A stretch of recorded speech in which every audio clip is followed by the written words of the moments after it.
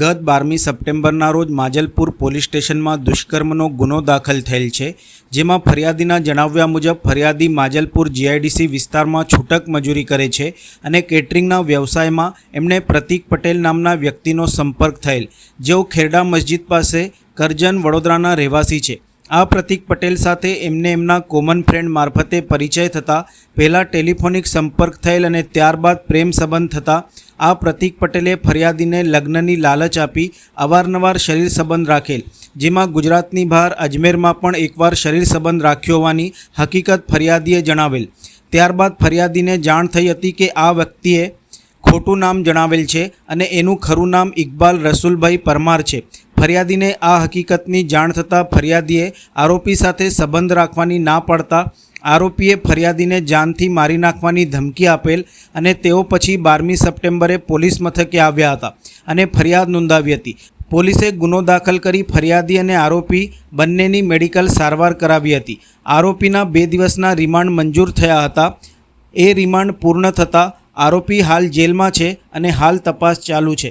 સમગ્ર બાબતે પોલીસ અધિકારી દ્વારા વિસ્તૃત માહિતી આપવામાં આવી હતી। ગત 12 સપ્ટેમ્બરના રોજ માજલપુર પોલીસ સ્ટેશનમાં એક દુષ્કર્મનો ગુનો દાખલ થયેલ છે, જેમાં ફરિયાદીના જણાવ્યા મુજબ ફરિયાદી એ છૂટક મજૂરી કરે છે માજલપુર જીઆઈડીસીમાં અને કેટરિંગના વ્યવસાયમાં એમને એક પ્રતિક પટેલ નામના વ્યક્તિનો સંપર્ક થયેલ, જેઓ ખેરડા મસ્જિદ પાસે કરજણ વડોદરાના રહેવાસી છે।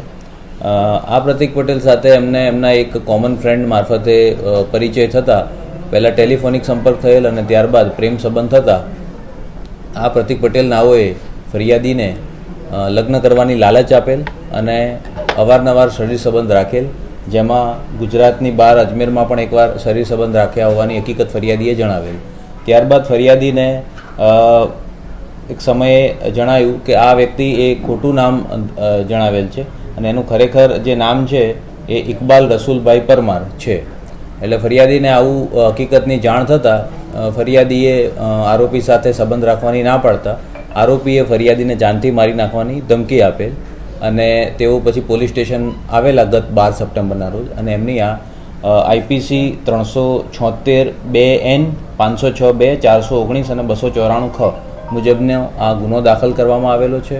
ફરિયાદી અને આરોપી બંનેના મેડિકલ સારવાર કરાવીને આજે આરોપી છે એના 2 દિવસના રિમાન્ડ મંજૂર થયેલા। એ રિમાન્ડ પૂર્ણ થતાં આરોપી હાલ જેલમાં છે અને હાલ તપાસ ચાલુ છે। ના, એવું કોઈ અન્ય મહિલાઓ સાથે હોય એવું હાલની તપાસમાં આવ્યું નથી।